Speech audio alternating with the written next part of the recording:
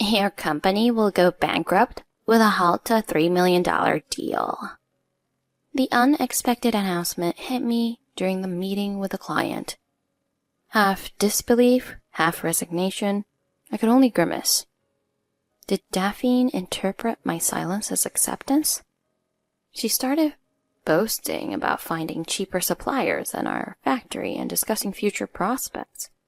Her ambitions meant nothing to me, and if I was treated like this, I didn't need to hold back. What a coincidence. I came to inquire about the bankruptcy of MB Industries today. Huh? Smirking, I left Daphne stunned with her mouth agape. Don't joke around. We're not going bankrupt. It's you who will. Ignoring Daphne's tantrums like a spoiled child, I organized the documents on the table one by one. My name is Hannah. Although I'm a 30-year-old office worker, I work at my family's small-town factory. Since I was little, I've loved tinkering with machines, forsaking cartoons and comics for factory tours. Though my father tried to steer me towards dolls and sewing, I was adamant about machines being more fun. In this day and age, it's fortunate if your child takes an interest in the family business. Seeing my unwavering love for machinery, even in middle school, my father reluctantly allowed me to attend a technical high school. With the support of my colleagues, I naturally grew more determined to inherit the family business by tinkering with machines. I have an older brother who my father seemed to want to inherit the company, but he was more interested in materials engineering than mechanical engineering. He delved deep into the usefulness and potential of certain materials, ultimately pursuing that path. It's become common to see people rushing into our factory without any intention to buy, just to get a look. While enjoying this peaceful daily life, I had entered a phase of actively learning about factory management and sales. To be honest, I'd love to tinker with machines all day, but without product selling, I can't afford the time or money. Since I declared I would inherit the business, learning to interact and negotiate with suppliers became essential. Oh, the boss's daughter is wearing work clothes because we're short-handed on deliveries. Should I send some of our employees over? Thank you for your concern. Please, then, if it comes to that. One of our clients is MB Industries. One of their sales representatives is Daphne. We went to the same school from kindergarten to high school, but describing us as childhood friends would be far from accurate. Our personalities clashed. Since the boss was absent, I handled the conversation. After the delivery is done, please come to the second floor showroom. I thought she'd guide me to the meeting room after receiving the goods, but perhaps she didn't want to dirty her clothes. Though Daphne avoids such tasks, when the president is around, his frequent absences due to health issues have increased her involvement lately. As a proxy, Daphne handles things, and later the president and board members discuss matters remotely. Hey, newbie. Deliveries from the client. Hand over the receipt and get it done. I'm currently busy. Scolding the employee for hesitating, Daphne strides back to the office, her footsteps echoing loudly. Daphne never shows up on site, yet she has an air of authority that the employees despise. Perhaps it's lucky that she's the only one unaware of this. Everyone gets along well at your company, don't they? It's not like that here. I hope the president gets well soon. I agree. While cooperating with complaining employees, I felt anxious about whether I could continue our dealings with MB Industries. Yes, we have to pass on the price of raw materials to our customers due to the recent sharp rise in the cost of raw materials. Daphne shows exaggerated surprise when I suggested this. Despite being childhood friends, this is the professional relationship we now have. Such an attitude wouldn't fly with our clients. Even though times are tough for both of us, joking about price hikes is absurd. I would welcome a price reduction. We've been selling at the same price for a long time, but this is our limit. If we don't increase the product price, we can't guarantee the quality we've maintained.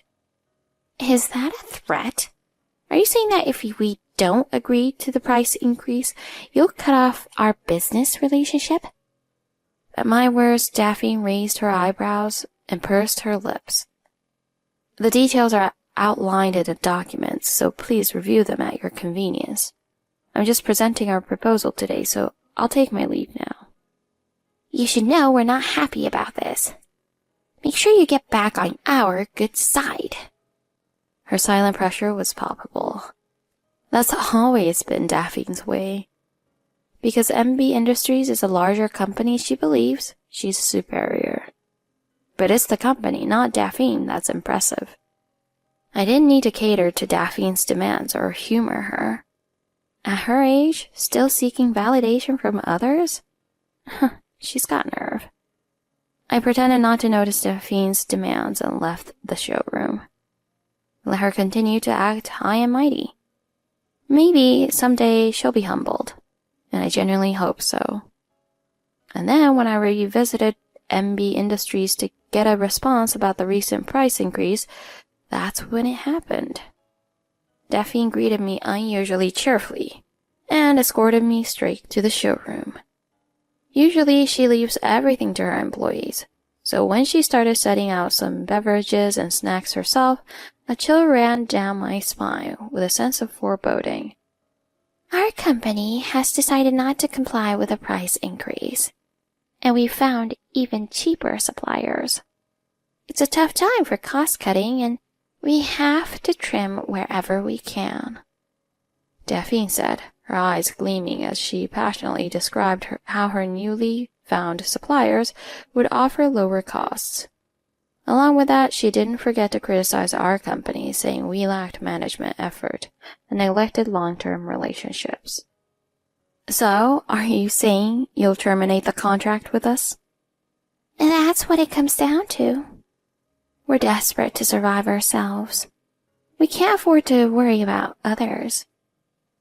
Don't take it personally, Daphne replied, crossing her arms, clearly enjoying her role as the president.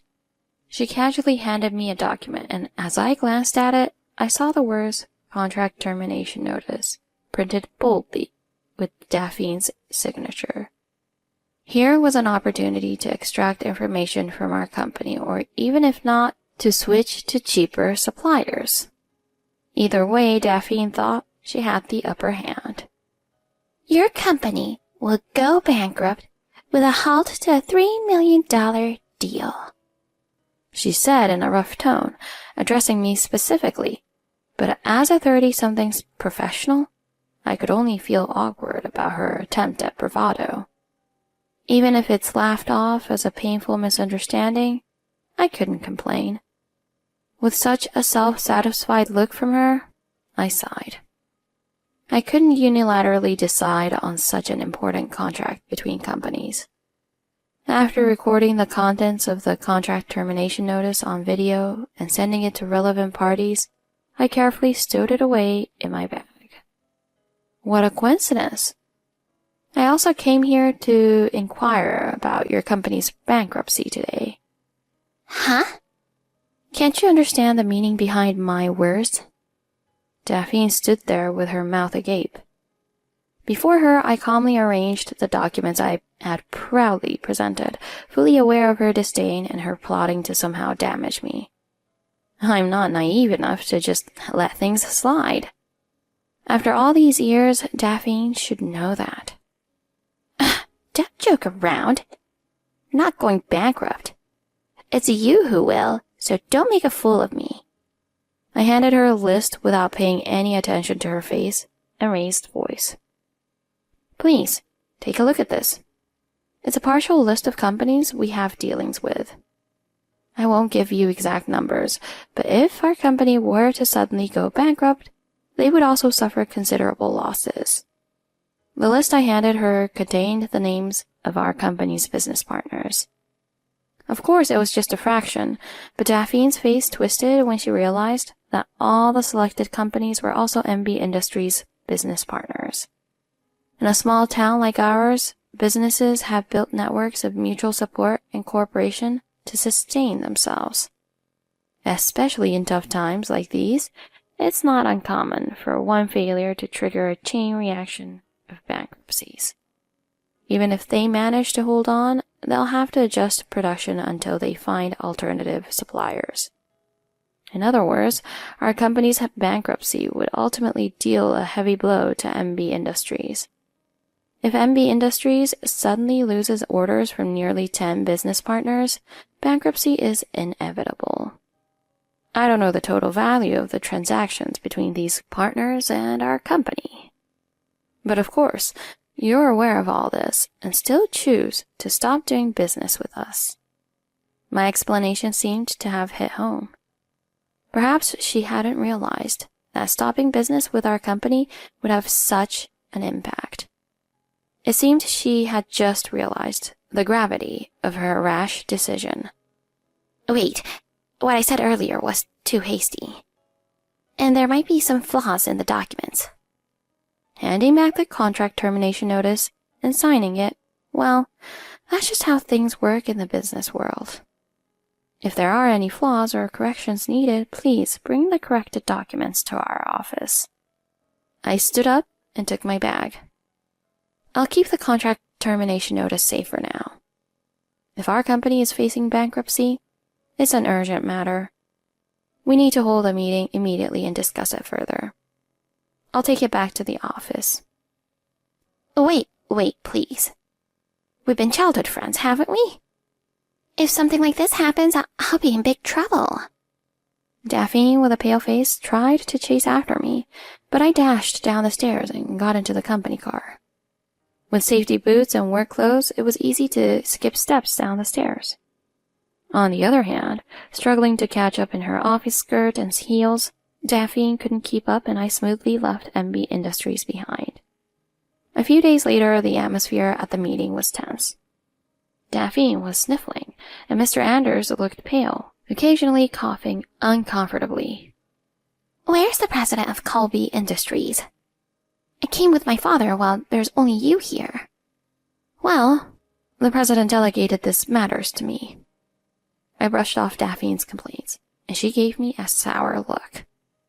Daphne can't act here as the president like she does at her company, so there's no room for dissenting remarks.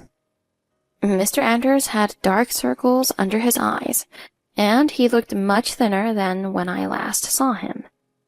Unable to bear the heavy, stagnant air, I instinctively opened the window. I deeply apologize for my daughter's hasty actions.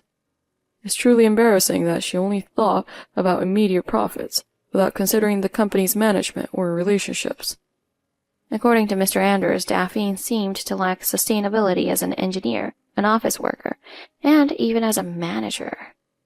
When Mr. Anders discovered he was ill, with a life-threatening illness at that, he realized he needed to do something about the company before his time ran out. However, it was impossible to make Daphne his successor. So he tried to recruit skilled technicians and talented young people from other companies, but that strategy also failed miserably. Judging from what I heard from the new recruit at MB Industries the other day, the cause of the failure was likely Daphne's personality.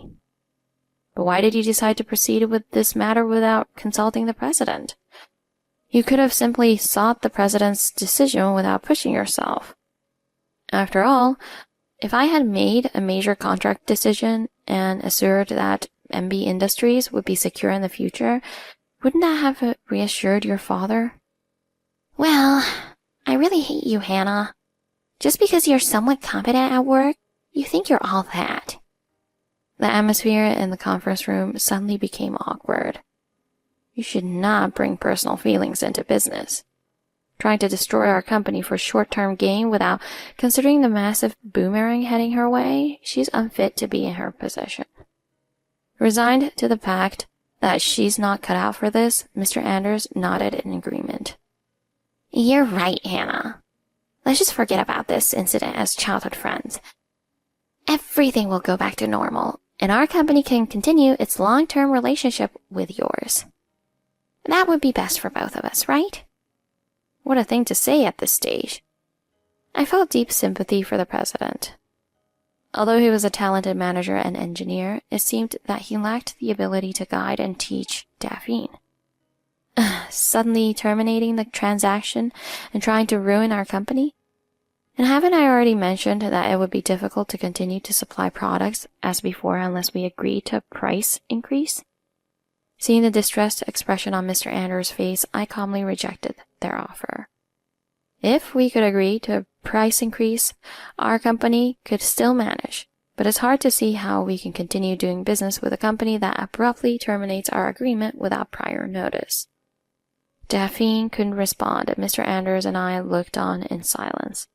However, no one offered any words of comfort for her. Our company will gradually cease transaction with MB Industries. Please understand that this decision is based on our long-standing relationship. We have no veto power in this matter. We appreciate your understanding. It won't be long before we close our doors. We will do our best to minimize any inconvenience, and we appreciate your cooperation when the time comes. Mr. Anders, visibly distressed, covered his face with both hands. What? Are you kidding me? Dad, if they're gradually stopping, can't we just increase our contracts with other suppliers during that time? Why do we have to go under? It's because of the contracts you unilaterally signed somewhere. When I checked the contract, it included a commitment for the next 5 years of transactions. I saw the goods, but the quality is much inferior to what Colby Industries offers. They're completely unusable for us. In other words, Daphne managed to sell us inferior goods.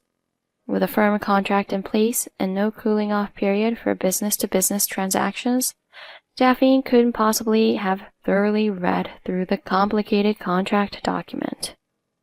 If we terminate the transaction, there will be substantial penalties for buying back the products. It's likely an amount our current financial situation can't withstand. Whether there is a penalty or not, if word gets out that we did this to Colby Industries, it will be a credibility issue. A company that loses credibility will inevitably go under. As Mr. Anders struggled to hold back his tears, Daphne began to sob uncontrollably. The bitter taste of the path that the childhood friends and business associates would soon walk lingered in the air. Daphne, what on earth are you doing? We all know that running a business isn't easy. You can't just shut down the family business on a whim. What have you seen all this time? We've been childhood friends since forever. I thought we understood how our factories operated since we were young, and how hard our fathers worked. But it seems like Daphne and I had completely different views and impressions of the world. Is it all my fault? Why would you say such awful things? If you're going to blame someone, why not blame someone other than me? It's because you neglected to report to the CEO that the employees' lives would be affected.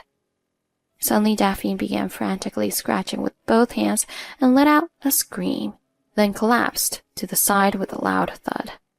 It seemed she fainted from the shock. Should we call an ambulance? No, we'll go to the hospital ourselves. We apologize sincerely for the trouble this has caused. We'll come back to apologize properly later, so please convey our regards to the CEO.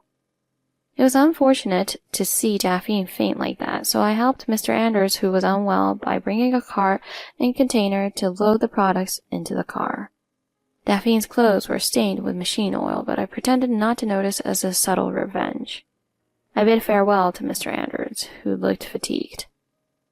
And so a year later, Mr. Anders, burdened with a vast amount of medical expenses, decided to close the business after 50 years of operation, rather than declaring bankruptcy. He liquidated not only the company, but also his home, land, and his life insurance policies to pay the employees without issuing any bounced checks. Of course, the journey to this point was difficult. Furthermore, illness mercilessly consumed Mr. Anders' body. I wonder if he found peace after completing all the arrangements. Mr. Anders passed away surrounded by his family.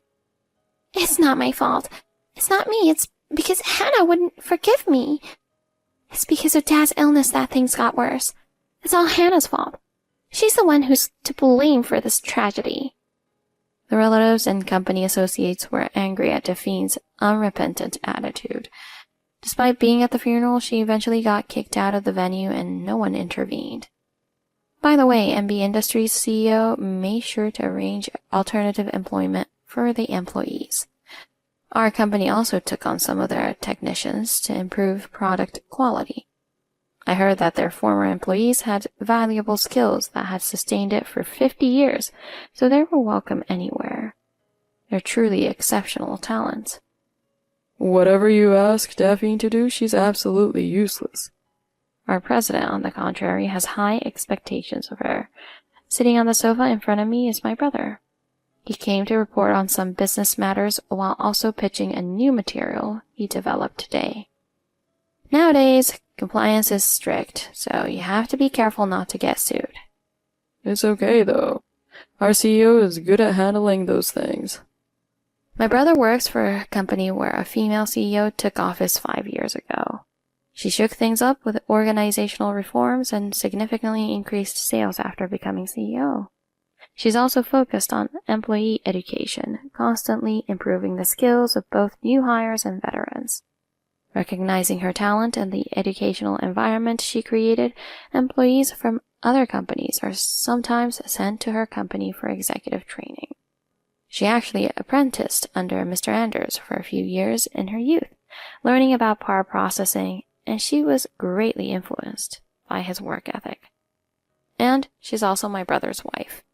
The materials her company deals with are the subject of my brother's research, and his dedication caught her eye, leading to their collaboration.